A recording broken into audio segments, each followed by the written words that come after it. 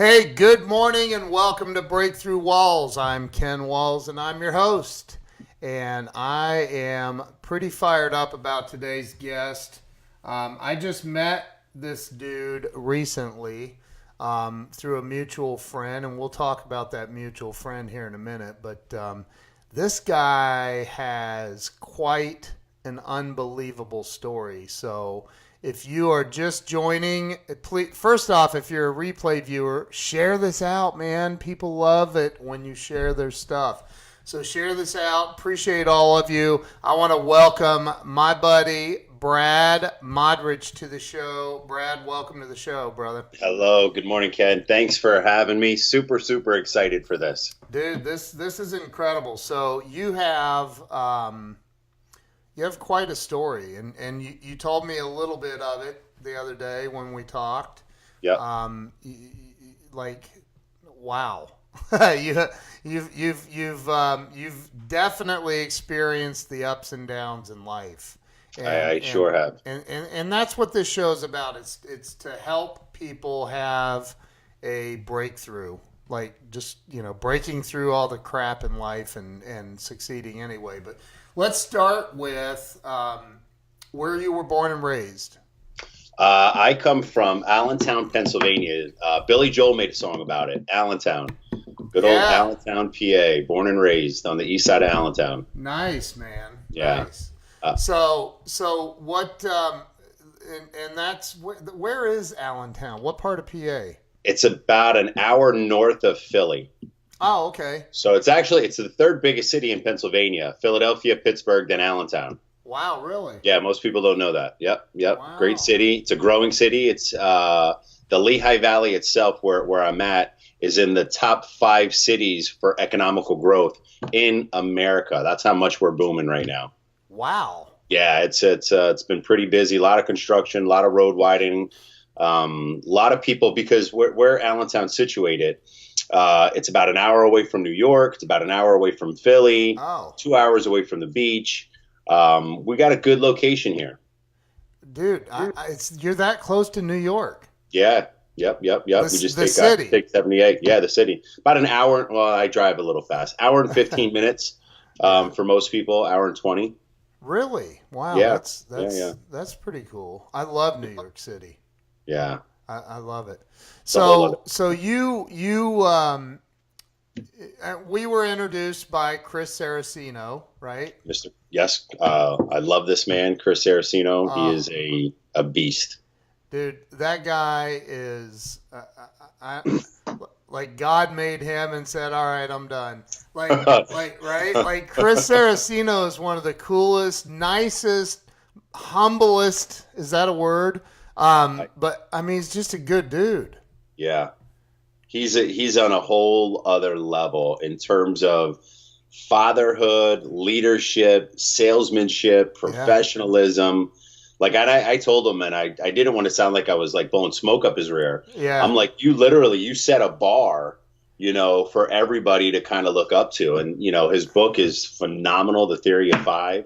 Yeah. Phenomenal book. I mean, I think Chris and I, we connect on so many different levels, because I feel like I got an old soul, and he's been around the block. And from Allentown, like, if to be from Allentown, there's a certain kind of like how people feel like when they're from New York. Yeah. You got that New Yorker. Yeah. When you're from Allentown, you got a certain grit, and he's born and raised Allentown just like me, and I got nothing but love for him. Yeah, he's a good dude, man. And he's actually introduced me to some really cool people, you being one of them. And so you grew up in Allentown. What was it like and I've never been to Allentown, and I literally just was in Philadelphia, a month and a half or so ago for the very first time ever. I drove through it on my way to Atlantic City. I spoke in an event over there. And it was at night both times, so I didn't really get to even experience Philly. But so what was it like in Allentown for you as a kid, like growing up? What you went to grade school, middle school, high school over there? Yeah, I went to a Catholic school. My Oh, mom was a single mom. My mom and dad split, I think, probably like when I was around 4 or 5. And Allentown, for the most part, is definitely a blue collar town. okay. A lot of middle class, a lot of blue collar workers, a lot of, the Bethlehem Steel was here, Mack Trucks was here. So there was just a very blue collar kind of atmosphere. We grew up in Low House. It was me and my two sisters and my mom. And my mom was a single mom, raising 3 kids. And we were low. We were on welfare. We had food stamps, and we didn't live this like grand life. My mom was busting her ass to take care of 3 kids, and she was doing it all on her own. And where did you fall in and with your siblings? Were you I was the youngest, so I have my sister youngest? Monica, who was kind of like the guardian of us. Yeah. My middle sister Jenny, and then I was the baby. So I was definitely baby. My parents, my mom gave me this nickname. She used to call me Precious. Oh, jeez. So trust me, I still hear it from my sisters till this day, and I'm gonna be 44 this year. Wow. Uh, they still call me Precious. It's like it's a Dude, family joke. I'm gonna start calling you that now. No, Every time I don't call you, start. I'm gonna be like, "What's up, Precious?" I get enough from my sisters. What's that? I get enough from my sisters breaking my chops. I'm just playing But with you. yeah, I was the baby, so I was definitely protected. My two sisters, I mean, they were my everything and still are.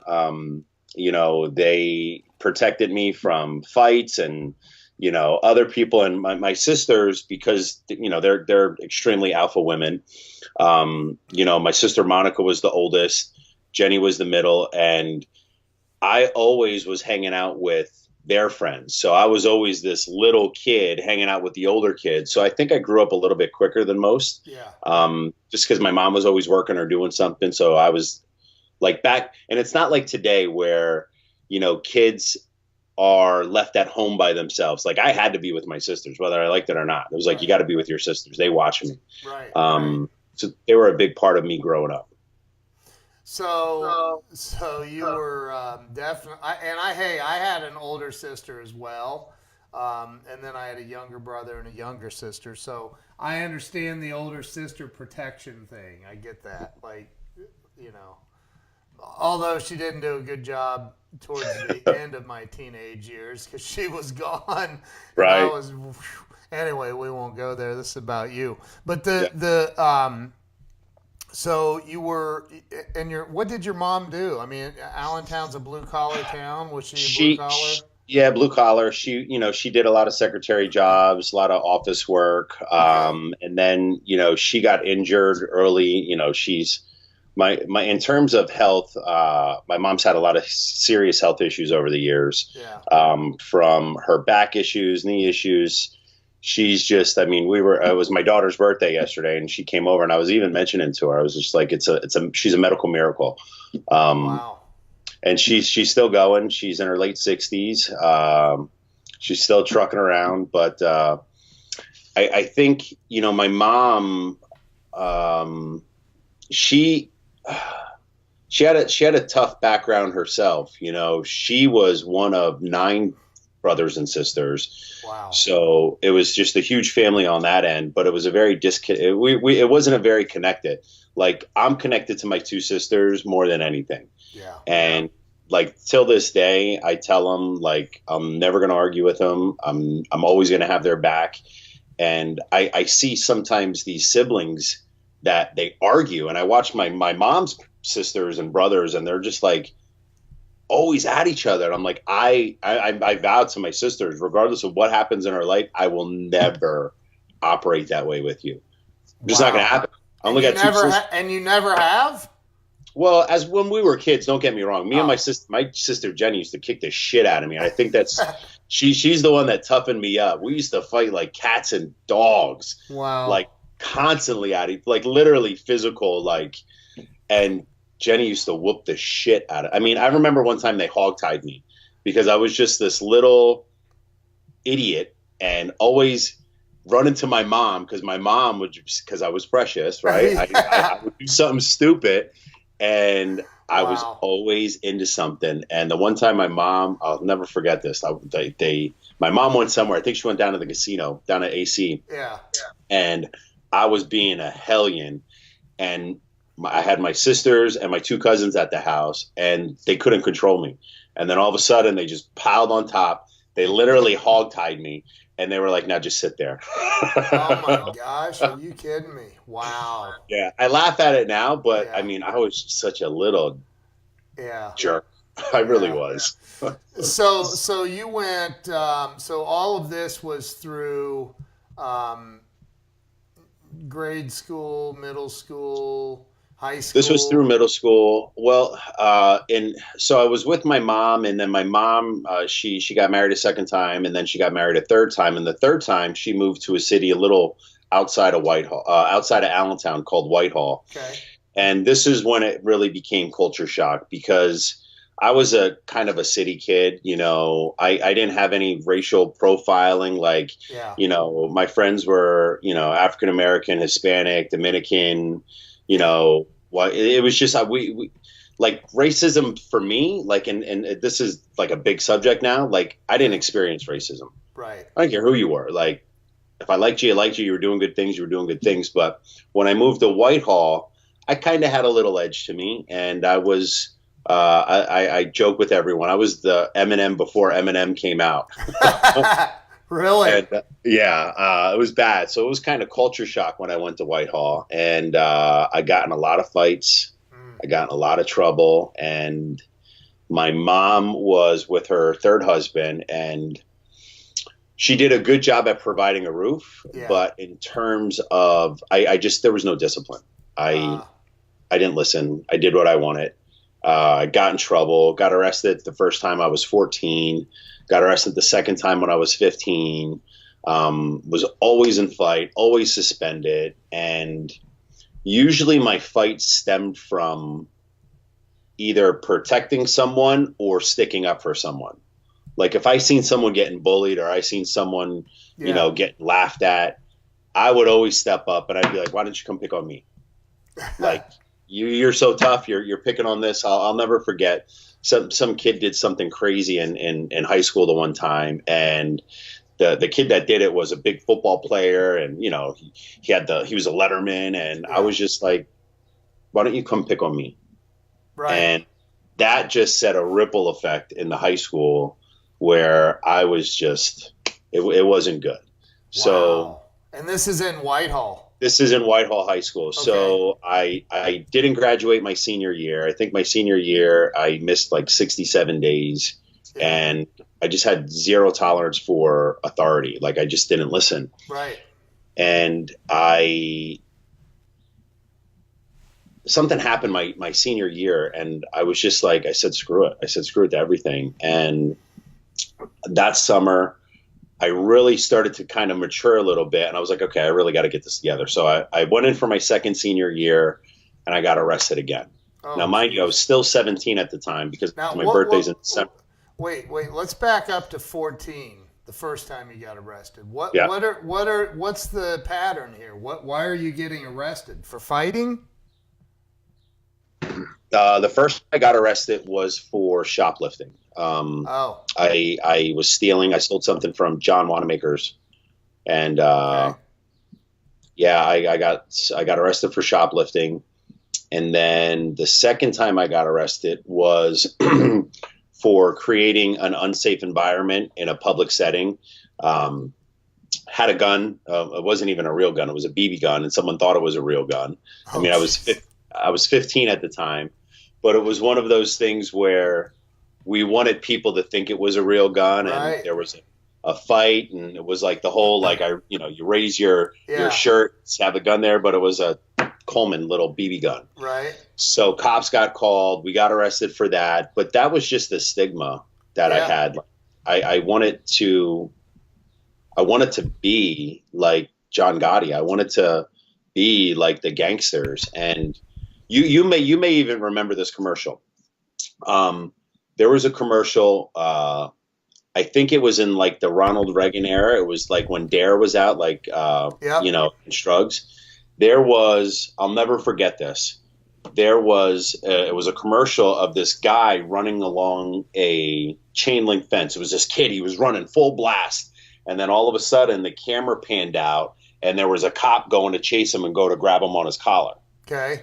And the cop caught him. Yeah. And then it panned out. It said, "Nobody ever said I wanted to be a drug dealer when I got older." And I seen this, and I was just like, in my head, this was the mentality I had. Yeah. I'm like, first off, the cop wouldn't have caught me. There's no way. Wouldn't have caught you? He wouldn't have caught me. I would have just kept going. There's no way that cop would have caught me. Right. So, and that was the mentality I had. Like, I could do what I want, say what I want, and I'm never going to get in trouble. Right. And I just when I saw that, I was like, yeah, I want to be that guy that the cops can't catch. Wow. This was really in my hardwiring. And I was just always thinking on how to work the system and how to just be a better bad person. And this is when you're 14, 15, 16. Wow. But don't get me wrong, I still had a good heart. Like, I still wanted to, fight for the underdog. Yeah. But when it came to hustling or money or taking something, we would try to make $1 out of 15 cents out of everything. Yeah. So you were so your second senior year, you were arrested again. I got arrested again. And you were 17, 18? I was 17. Okay. And I broke into someone's car. Okay. And when I got arrested, the gentleman the kid who I broke into his car, his father was a pastor. Oh. And when the charges came out, the week prior to that, the Marine Corps recruiter was at the high school, and I was in front of the cafeteria, and I grabbed his business card. And at the time, I was just making an ass out of him. I was like doing the Benny Hill salute, and I was just an idiot. I really was. And I was like, "Yeah, be all you can be." And he was like, "That's the Army, son." And I'm like, "Yeah." And I said it on purpose. You know what I mean? And I took his, something made me take that card. And when that happened, I got in trouble. I called the kid's father, and I was like, "Mr. L, I'm not going to be able to go in the Marine Corps." And he was like, "Oh, you're going in the Marine Corps?" I was like, "Absolutely." I was like, "I'm going." I was like, I'm doing this. He was like, "Okay, let me talk to your recruiter." So I had the card. I gave him the recruiter's number, right? And he calls the recruiter. The recruiter calls me. He was like, "Oh, you want to come in?" And I'm like, yeah. I just yesed everybody to death. Wow. And it came out where the recruiter came to my house. He was like, "All right." And I'm like, "Okay, I'll get it." I was like, yeah. And I told the recruiter, yeah. He was like, "You're either signing up or you're going to juvie hall. Right. Which one do you want to go?" So that's how I got into the Marine Corps. It was kind of by force. Yeah. Dude. And it was a great experience because I loved guns. I was a physical kid. We weren't lazy by any means. Right. And that's when it was November 28th of 1993. I went into the United States Marine Corps. Good grief. And that's when all the crap was going down over in the Middle East. Correct. Desert Storm. Yep. Yeah, because my brother was in the Navy over there. So. Yeah. Wow. So that led me to the Marine Corps, and then from the Marine Corps, again. Well, hold on, hold on. We gotta talk about this, dude, because here's a dude that obviously you've got a chip on your shoulder as a teenager, right? Yep. You figured out how to manipulate the system and everybody around you in some one way or another, right? Yep. And I'm not judging you. I can relate to this, okay? Mm-hmm. So now you're in the Marine Corps, and from what I understand, and I'm sure the Marine Corps basic training or boot camp is much more intense than the Navy, but yes. I've heard that they're not really polite to you. Not at all. No. So how did that attitude, that energy you're carrying around, how did that work for you during boot camp? Yeah, it was not good because You said who? Uh, I went into it with the mindset that I'm a physical guy, so Yeah. I can handle it. And when you get dropped, I'll never forget it. Like I marked myself the second I got there. Something happened with our platoon. I'm sorry, with our company where we had to break up one of the platoons last minute. So when everyone was doing like the formal introduction to their drill instructors on, in their barracks, Right. I remember I was standing, I had my foot locker and I caught like the tail end of because they come out and they're locked and loaded and they're, I'm staff sergeant this and I'm sergeant that. And I just caught like the tail end. And then the drill instructors go back into their hut. They put their camis on. And when they come out, I caught this part of them walking in and I'm standing there with my foot locker and all of a sudden they came out, they looked like gremlins and they had their smokies on and they're like, yeah, they're screaming and they're throwing lockers around. And I'm just looking, I turned to the dude next to me. I'm like, you gotta be kidding me. Oh, and I just started laughing. And I'll never forget it. Sergeant Brown came up, banged the locker out of me. He was like, you think it's funny? Ripped open my locker, flew everywhere. And I was like, what the hell did I get myself into? Wow. It was insane. But did you want to fight him? No, I didn't want to fight him. I was a little scared. I'm not going to lie. I mean, right. I never had anyone that physical like in my face before. Right. But I was just like, at that point, I was like, okay, just follow. And then the drill instructors, yeah, I got to give it to them. They know how to push people to see who their leaders are and who they aren't. Yeah. And if you could take it and you could take the punishment, they love that. Wow. And I would screw up, and there was this thing called the quarterdeck at the front of the squad bay. I was on that quarterdeck almost every freaking day, doing push-ups, sit-ups, something, burpees. Like as a form of what, punishment? Punishment, right? Oh, jeez. And then they would test you to see how you interact with other Marines. Right. So I kind of forged myself into a way, and I think this was the first time I understood that I had the leadership potential in me because guys were listening to me. I was able to kind of, influence guys to get like something done or something accomplished, whether it was cleaning the squad bay or, getting downstairs quicker and online and locked and loaded, whatever those were. I became a squad leader. Yeah. And then I was, there's something called the guidon, the guy that carries the flag. Yep. And to get that in boot camp, it's like a big to-do. Yeah. So I got to carry the guidon for almost like 3/4. So that's like a team leader position. Yeah. And something happened while it was on my watch, and two Marines really went at it. And one Marine really got hurt. They got into a physical altercation. And I lost my guidon because technically it was on my watch. So, oh, wow. But they still kind of knew who I was, and they pushed the limits, and that was from a point of teamwork and building. Yeah, that was one of the best experiences of my life. That's awesome, dude. So you got out of boot camp and you went on to what was after that? I was an infantryman, so I was 0311, and so I was a grunt. Yeah. And I went to the School of Infantry afterwards, and right when I was about to graduate the School of Infantry, I got in trouble again. Jeez. So it was like one of the first or second weekends that we got you get like a weekend pass to go get off base. Yeah. And we were at a club, and make a long story short, I was dancing with this chick, and she was like, my boyfriend's here. And I was like, I don't care, pounding on my chest. I'm a tough Marine. Yeah.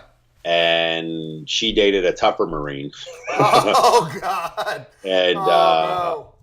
I had my whole squad with me, and I remember, she all night it was this cat and mouse thing between her and I, and I mean I had no clue who this girl was. It was just some girl, chick at the club, and I remember we walked out of the club, and I felt a tap on my shoulder, and I turned around and got laid out, like rocked me. Wow! And by the time like I turned and looked, like the four other guys from my squad, they were just beating the shit out of this dude. And I got up and I started pounding on him, and I didn't know what the hell to do. And here he was like a staff sergeant. We found out that he was a staff sergeant, and I hit the bricks. I left. Wow. Got on a plane. I flew home. I didn't know what to do. Oh, you didn't even go back to base? Yeah, no, I went AWOL. Oh man. And it was Easter of 1994. Wow. And I went to my best friend's house because, you know, I knew where the key was. Like, no one knew where I was. Like, I just literally jumped on a plane. I went to the airport, flew home. Went to my best friend's house because I knew he'd be away for Easter. And the phone won't stop ringing. Like, his house phone is ringing and ringing and ringing. This is before cell phones were big. Right. And I pick it up, and I'm like, hello? And it was my mom. She was like, get your fucking ass home now. No way. She like knew that's how much my mom knew. She like knew exactly where I was. Wow. And I went home, and the state police were there, and I went back to training. They dropped me back, and then I had to go through School of Infantry again. I got demoted because I was about to become an E3. I got dialed back down all the way to E1, and then I was going through my second School of Infantry, got injured, became a veteran. I got 25% on my veteran affairs, 25% for the rest of my life. And then I got out. I got a general under honorable conditions, so I did it the right way. And then that was about the extent of my Marine Corps. Wow. But what happened was I came home, and I still wasn't fully in the right mind frame. I just felt like I went back to that same environment I was before. Yeah. I was stronger, tougher, and had a bigger bravado. Like, right. You know what I mean? The ego just got bigger. Right. And it fueled for a bigger, badder person. Wow. Not in a good way. No, I get it. It. And so here you are, what, 24, 25 maybe? 19. 19? I was 17 when I went in. Oh my God, dude. Yeah. 19. 19? Just about to turn 20 at the time. So you wasn't were even only old in the enough to Marine drink. Corps for what, a year and a half? 2.5 years. Oh, okay. Wow, Yep. man. Yeah. So now you're 19. You're back in Allentown. Back in Allentown. Got the chip you had on your shoulder when you went into the Marine Corps got microwaved. It took some steroids or something. It got huge. And you came back to Allentown at 19 and got a good accounting job. No. No. No, not at all. No? Okay. I went to sell cars. This was my first job. I was selling cars. Okay. I went to Rothrock Motor Sales. It's a big dealership up in the Lehigh Valley. And I was selling cars, and it was that typical thing. I had a fake ID too. So I was 19. Yeah. Guys went to the bar afterwards, and it just became this car sales, drinking after work, long hours. Yeah. I'm sure you know the gambit. Yeah. And then me and a buddy of mine, we were sitting at a bar, and his parents had moved down to Florida. And I moved down to Florida. We were just sitting there one day. We were like, let's move. I was like, let's go tomorrow. And we literally went home, packed our cars, hightailed it down to 95, and moved down to Tampa, Florida, Clearwater. Jeez. Literally just like that. In one day. In one day. Didn't even think about it. Just got in our cars and left. Wow. So, okay. Wow. This is when everything got crazy. What? You said this is when it got crazy? Dude, I'm already going, holy crap. Okay, yeah. So you're in Tampa, Florida. In Tampa. Out of the snow. Yeah. And beaches. We first moved to Largo. Okay. Largo. It's right outside of Tampa. It's on the west side, on the Gulf side. Yeah. So we're in Largo, Clearwater area, and my cousin's parents. I call him my cousin. It's just because we grew up together. It was just one of those things. He was my buddy that when I moved down, instead of explaining the whole process of who he was, when we went down there, I just started saying he was my cousin. Gotcha. It just made it easy. Yeah. So my buddy's parents owned a bunch of nightclubs up in the Lehigh Valley, one of those being an adult entertainment club. Okay. And so when I went down there, got a sales job at, Loki Nissan or Loki, one of the dealerships. Yeah. It was just something to get a job. And I seen an advertisement for a bar manager in the newspaper, and I went and applied. And here it was at a strip club In Tampa. So, in Clearwater. Okay, yeah. Clearwater, yep. Yeah. And I never worked a day in a bar before, but I just used my cousin's resume and I put my name on the top. So when I went in, they were like, "Oh yeah, we need a guy like you," and I completely winged it. Like I had no clue what I was doing. They hired me as an assistant manager. And now, mind you, I'm 19. I can't even drink. Or now I'm 20 at the time. Can't even drink. I'm running an adult entertainment club. And I was just winging it. And started partying and getting in all kinds of crazy stuff. And at the time, ecstasy was a really big thing. And I never did drugs up until this point. Like I drank. Like that was about the extent of it. Right. Didn't even do anything with like weed or marijuana or anything. And I got exposed to the whole late night scene and the rave scene. And it went from, buying, maybe 5 pills to party on the weekend to 50 pills. And then I was like, well, I could start making money off this. And it went from 50 pills to 100 pills to 500 pills to 1,000 pills to 10,000 pills. What? And it was, wow. We had we ran a monopoly down there, and it was just are you telling me that at this point now you're a drug dealer? I am. Wow. Not now, but then. Full fledged. Yep. Full fledged. That's what we did, and we were 21, 22, 23 in that at the time. And we were making anywhere from $5,000 a week to $25,000 a week. Wow. And we were just living wild, partying.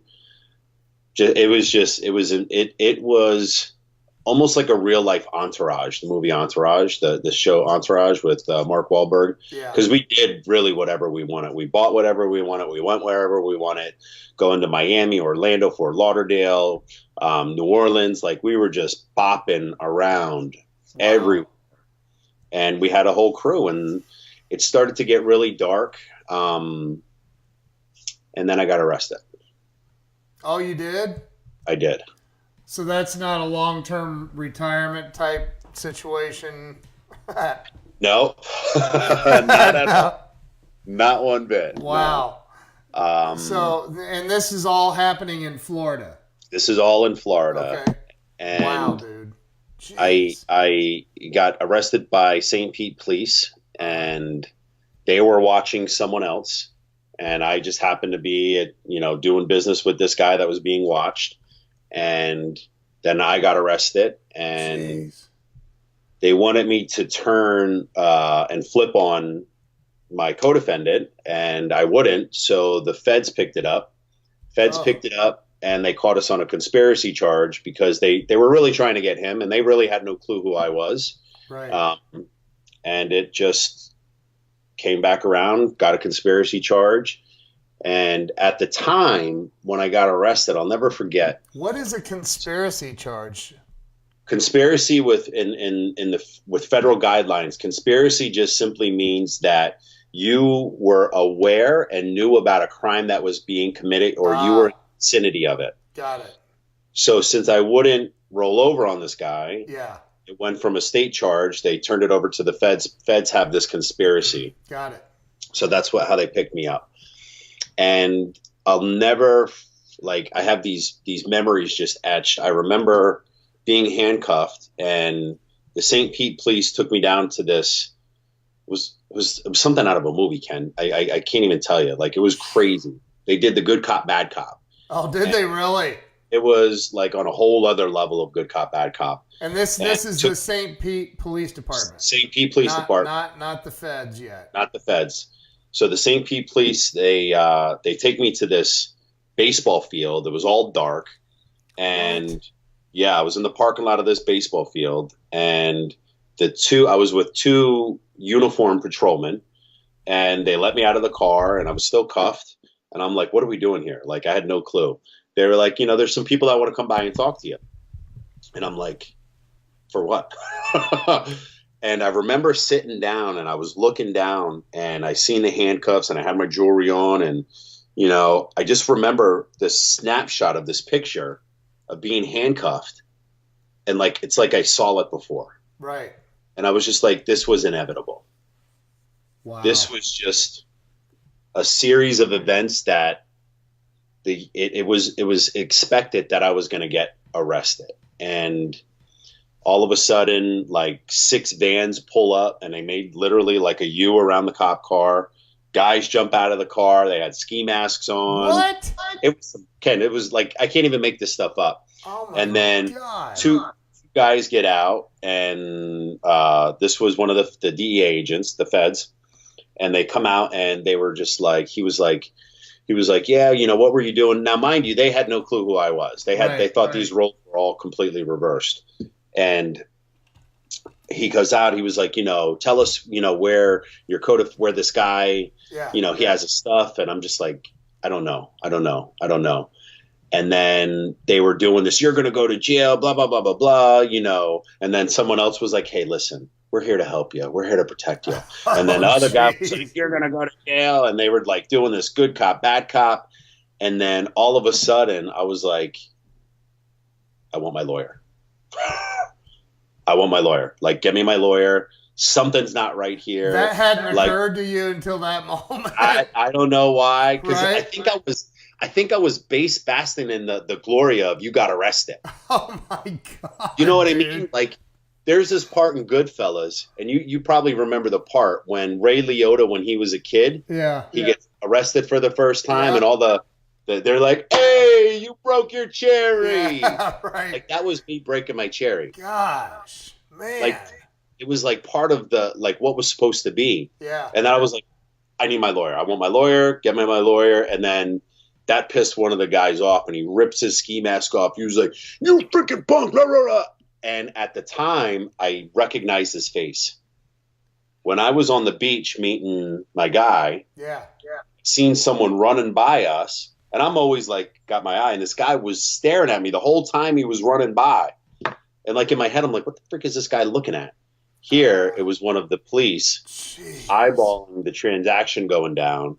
And I was like, you're the guy from the beach. And he was like, you don't know me. Rah, rah, rah. And then it just like, that was it. Wow. So they took me into St. Pete, booked me. And at the time, ecstasy was a Schedule 4 drug.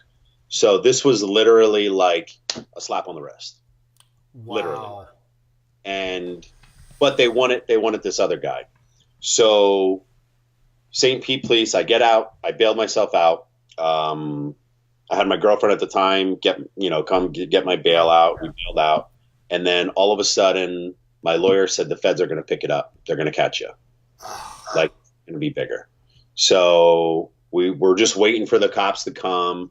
And one day they kicked my door in, and feds picked me up and took everything, and I confiscated all the money, my guns, and all my guns were legal. I had everything legal, and they took my car, my motorcycle, my jewelry, my guns, everything. And at the time, we went through the process. I found a federal lawyer, and our federal lawyer was like, take it to trial, And I'm like, yeah, where I could have just pled out and just pled guilty because I got arrested. Yeah. I probably would have did like maybe a year. Right. Because it was a Schedule 4 drug. Right. But because I thought I was John Gotti and I wanted to take everything to trial, and this lawyer sold me on the fact because he just wanted more money. Right. We took it to trial, and I lost. Obviously, I lost. Wow. The grace that I had and the blessing that I had was at the time of sentencing. I don't know why. I don't know how it happened. I had a traveling judge from Ohio come, because once I was found guilty by the jury, we did a discovery, and you pretty much kind of just say what all that you were included in. Right. And once I gave Discovery of myself, they were like, they had no clue. They were like, "You're kidding me. You were doing this. We thought it was this."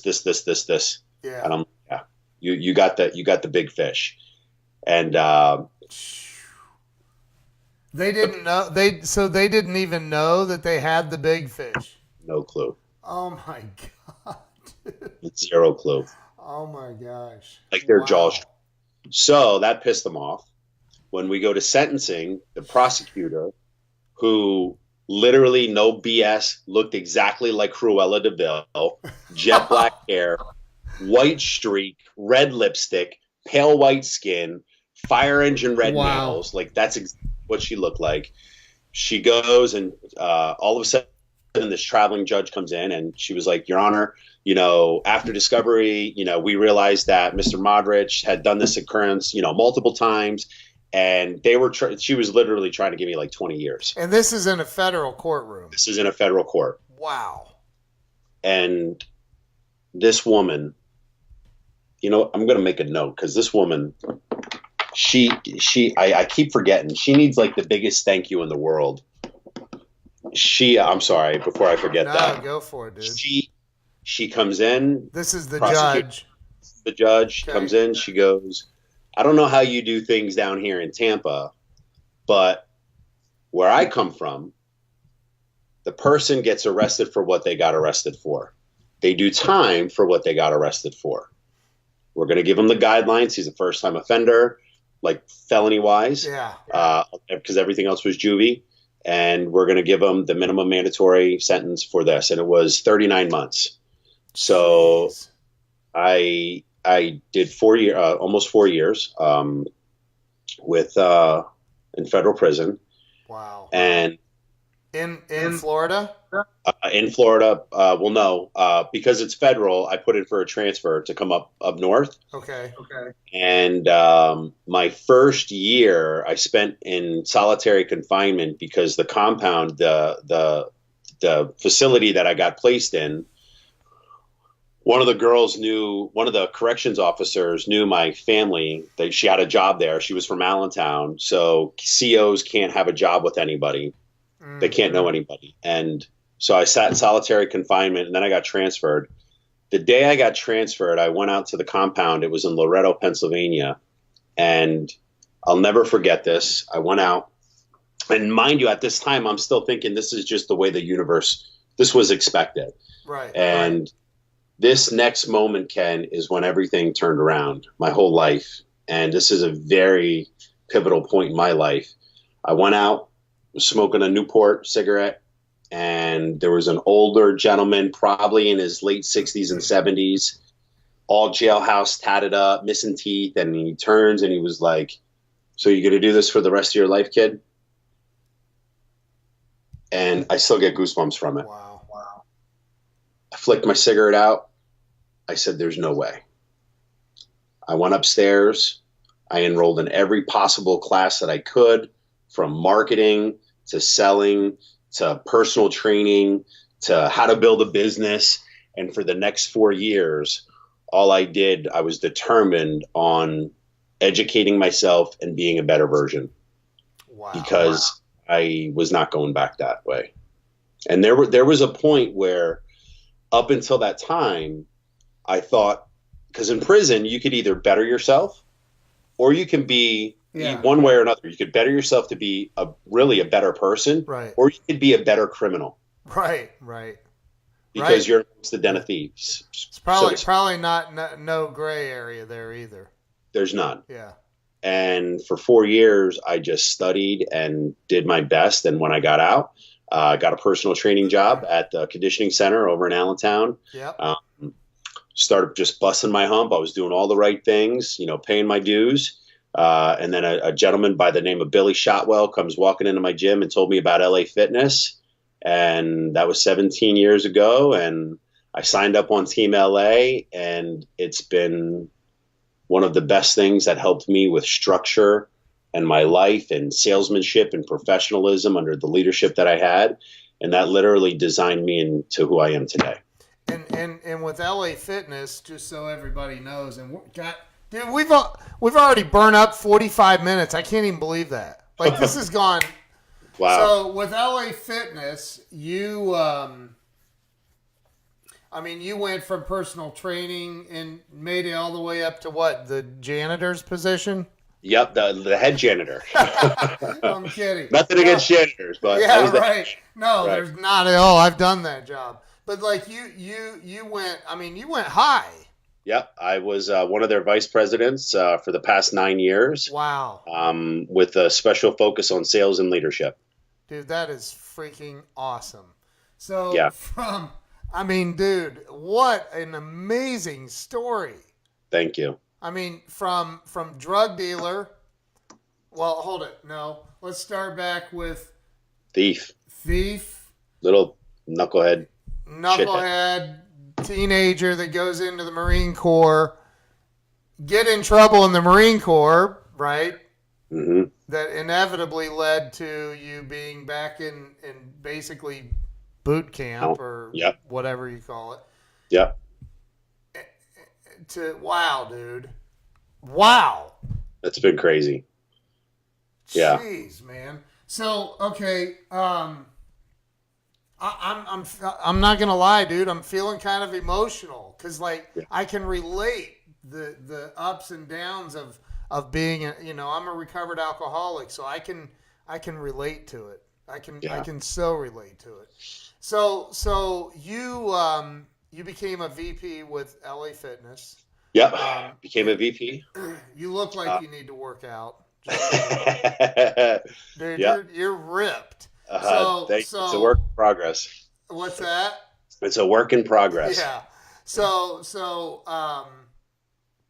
you become a VP with LA Fitness. You've obviously done very, very well. I did. So what's up? What's on the horizon for you now? Yes. So during this time, in this year's, and just so you know, I do have a 21-year-old son who's a United States Marine. Nice. I have a 15-year-old daughter, and I have my wife, Jan, who Jan went through schooling. She got her bachelor's in nursing, and we just opened yesterday. It's her, and she has a partner. We opened up Lehigh Valley Laser and Aesthetics. It is a full-service aesthetic salon, med spa, from Botox to fillers to facials and laser hair removal, microblading, lashes. We got a full menu. Wow. So that gave me the ability to kind of walk away from LA. Yeah. Just because I didn't have the financial burden of kind of handling everything. And it was kind of, we game planned this, the plan actually executed and worked out perfectly. Sure. I've also been involved with the direct selling company called Stream. That has been a heaven sent. It's dealing with saving people money on their electric bill. Yeah. It's an amazing company. They have a great culture. But then I'm going to launch a health club. Me and my partner Johnny, we are going to launch a health club consulting business here towards the end of April. I just wrote a book with me and another partner of mine, George Kafalis. So that book's going to be coming out next week. I'm definitely sending you a copy. Awesome. I want a copy. And this is the first time. I want one of those T-shirts you got on. I got you a book. And this one, if you just look on the back says, can you read that? Oh my God. Giving up is not part of my vocabulary. I love it, dude. Yeah. Love that. Yeah. There's no giving up. And that's your brand as well. Right. That's my brand. And Conflict. So we have Conflict, and this is a whole other show. Wow. Lost about 30 grand on Conflict, making some bad business decisions, but we turned it into a speaking platform to help create future leaders with our millennials, to help empower women and create independence in women. Just due to the fact that I watched both of my sisters not dependent on a soul. They kicked ass on themselves, and my sisters really set the platform for this. They're two of the toughest chicks I know. Wow. They've been on their own since they've been 15. If you think about an independent woman, it's my two sisters. Dude, that's up story. Whoops, I think we just had an internet hiccup. So, I'm known for saying the word wow a lot. I don't know why I say it so much. But I think I've said it more in this interview than I ever have. Like, dude, you are like, it's just incredible what you've Thank you. accomplished. Yeah. And so And I still got a lot of work to do. I understand, but still, man, like it's unbelievable what you've accomplished. It's Thank you. amazing, and I know that you really you turned it around. Statistically, the recidivism rate is insane, especially with drug dealers, and not that I know that for a fact. I have been involved in building out. Ironically, here I'm a recovered alcoholic, and I built the website for the Ohio Narcotics Officers Association, and maintained it for years. So I've seen a lot about it, I guess, But so you wrote a book. Is it? What's the name of the book? Do you have a copy of it? Yep. Yep. The name of the book is called The Takeover, and it's just 20 chapters on how to reframe your thinking, goal setting. It's like 20 ingredients on what a lot of people in the motivational inspiration speaking platform talk about. Yeah. It's like the ultimate mind boosters that will help you get your life back on track. And do you have a copy of it right there? You can show everybody. It's being printed as we speak next week. Yep, it's that's how new it is. Why don't you tell everybody about I know most people on here know who David Goggins is. Can't hurt me. No. And you just did something with him recently. We did. I teamed up with the Executive Education Charter Academy here in the Lehigh Valley. Bob Lysick, phenomenal entrepreneur. He's the founder of the school. Yeah. Got linked up with him, and they already had this already existing. And I seen the opportunity because the school is really doing for me, creating future leaders with the millennials is important. Yeah. And what Bob and his team are doing over at this school, I couldn't say enough great things. I wanted to be a part to help somehow. So I got a chance to meet Dave Goggins. It was a great experience. You're a lot bigger than him, by the way. A little, yeah, I'm a little bigger than him. Little my ass, dude. You're a lot bigger than he is. Yeah. But I have a feeling he would still probably give you a run for your money. He's got a sicko gene in there. Like, he turns that on. I don't have that gene yet. I'm still calcifying it. That's funny. He coined a phrase, taking souls. Like, you got to be able to take souls. Yeah. Hey, somebody just asked, what's the title of your book again? The Takeover. The Takeover. Yeah. So it's not even released. It's not even released. Wow. This is the first time I said anything about it publicly. You're the first. Oh, wow, man. Well, thank you for that honor. I appreciate it. Well, we need to get on some live streams when it comes out, and I'll help you, man. Let's promote the crap out of it. So, dude, let me ask you a question. And I ask, and we've got 7 minutes or so left. People get stuck in life. And I'm not talking about people that have been through all the crap you've been through. Like, you either come out of that like you have, or you stay stuck and remain in the system for life. Yeah. But like, I'm talking about people that are raised in a somewhat normal environment, that have never been in trouble, that may even be viewed as they've been privileged a little bit, but they hit these moments in life where they get stuck and they feel sorry for themselves, or they can't get out of it. They're afraid to take a leap of faith and go start a business or whatever it is. What do you think it is that, and everybody says fear, right? But what do you think it is that really keeps people stuck? Lazy. That's the reality of it. Wow. It's just. Hey, Chris Saracino just popped on, by the way. Hi, Chris. Love that dude. We talked about you in the beginning. You'll have to watch the replay. We sure did. It's a combination of things. I don't want to just pinpoint it on just lazy. Yeah. There's a lot of factors that build into it. Yeah. But it comes to just taking one step and putting it in front of the other. And the thing that, and yeah, obviously, we had the conversation about Andy, Andy Frisella. Yep. He's been an important part of my life, and Ed Milet definitely have been in the past 24 months helped me become my own CEO in terms of like the mental game, yeah, and the structure. But you got to win one day at a time. Yeah. And most people, they may have the vision or the big picture, and they think that whale is too big to swallow, and they're not taking the one bite. Because I mean, we've all heard this: how do you eat a whale? One bite at a time. Yep. Just take one day at a time, and set some really very small, attainable goals on a daily basis, and start getting those little wins. Yeah. Dave Goggins refers to it as the cookie jar, right? You grab a cookie from the cookie jar. You got to get these little wins. Yep. And all of a sudden you win one day. Now you win 2 days, and now you win 3 days. Now you just won the week. Yep. And then now you won another week. And all of a sudden you won a month, you won 6 months, you won a quarter, you won the year. And then you start to get momentum behind you. But and what about the days that you don't win? And you're like, I had a bad day and then a bad week, and how do you break that cycle? Because again, I understand it, you get it, it's up here, but how do you break that, man? How do you go from that, man, I was winning, then I hit a hiccup and or a speed bump, a wall, whatever, and I got stuck there? How do you get past that? One, ask for help. Ooh, love it.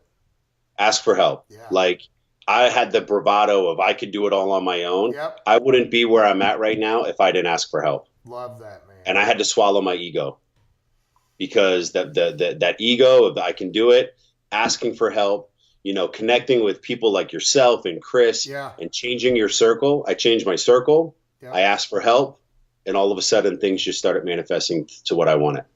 And now I have a support system. Dude, I love it, man. All right, last question. I ask everybody that comes on the show this question. Somebody calls you up and they say, dude, I can't figure it out, man. I'm stuck. I've got a my car was repoed last week. My electric's being shut off tomorrow. Blah, blah, blah. All of these things are going wrong and I don't know what to do. What do you say to that person to help them in that moment get out of that mindset? I try to help them realize what's real and what's not. And a lot of times, getting a car repossessed, is it bad? Sure. Is it the end of the world? No.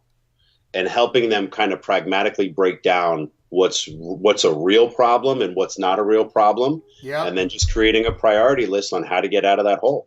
And again, just taking one step at a time and just using that as a ladder to crawl back out of their hole. For me, exercise is a huge part of my life, and I think it should be a huge part of every single human being's life. Yes. Because when you're stressed, you can't perform. When you're eating poorly and not hydrated, you don't perform. So for me, I got 4 bullet points: exercise, self-develop, hustle your tail off, and live a great life.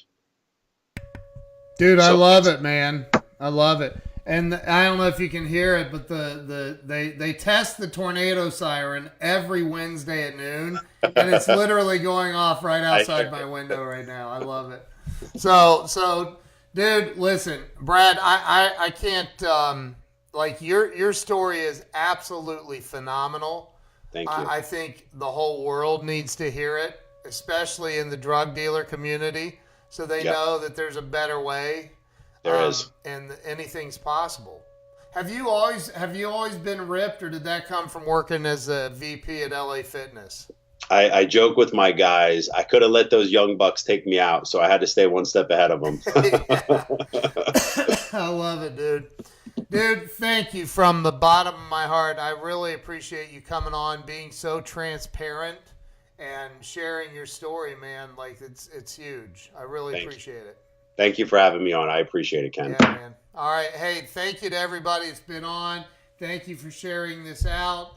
Make sure you all go follow Brad on social media everywhere. Brad, thanks again, man. I appreciate you. Thank you, Ken. Appreciate you, brother. All right. See you, man. Take care.